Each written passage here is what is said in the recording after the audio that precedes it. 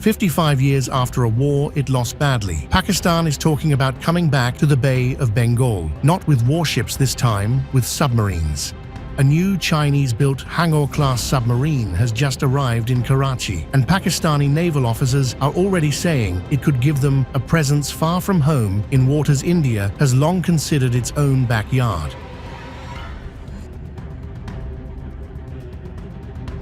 The name itself is loaded. Back in 1971, a submarine called PNS Hangor sank the Indian warship INS Kukri, killing 176 sailors. It remains one of the only times an Indian Navy ship has gone down in wartime since independence. But that single strike didn't change the outcome. India crushed Pakistan on land, air, and sea and helped birth a new nation, Bangladesh. Pakistan's navy was effectively pushed out of the Bay of Bengal entirely. Now, that name is back on a new submarine with new ambitions.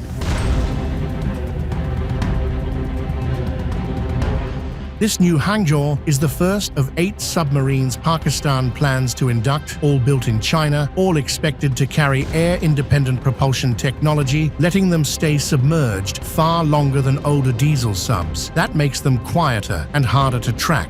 A senior Pakistani commander even called the submarine a game changer and said it would help Pakistan maintain a footprint in the Bay of Bengal.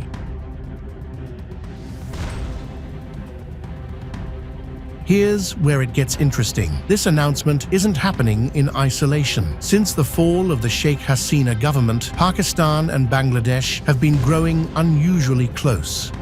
Direct flights between Dhaka and Karachi have resumed after decades. Sea trade between the two countries has restarted. A Pakistani warship docked in Bangladesh in 2025, the first such visit since 1971, and the two militaries have held joint exercises, with Bangladesh even exploring Pakistani-Chinese fighter jets. None of this means Bangladesh has agreed to host Pakistani naval assets, but the diplomatic thaw raises an obvious question. Could it eventually lead to exactly that? For India, the Bay of Bengal isn't just open water. It's home to the Eastern Naval Command, key shipping lanes, and the Andaman and Nicobar Islands, central to India's entire Indo-Pacific strategy.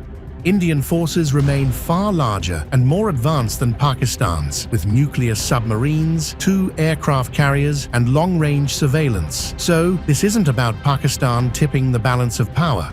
It's about Pakistan becoming an irritant, a new variable in waters India has dominated uncontested for decades. And that brings us to the real question. Is this really about Pakistan's navy or about China extending its reach through a partner fleet in a region where Beijing already has deep economic and strategic interests? Pakistan, losing the 1971 war, hasn't changed, but the map around it has, and as Islamabad tries to rewrite old history with new submarines, India and the wider region will be watching closely. If you like this video, then like, share and subscribe to Mirror Now.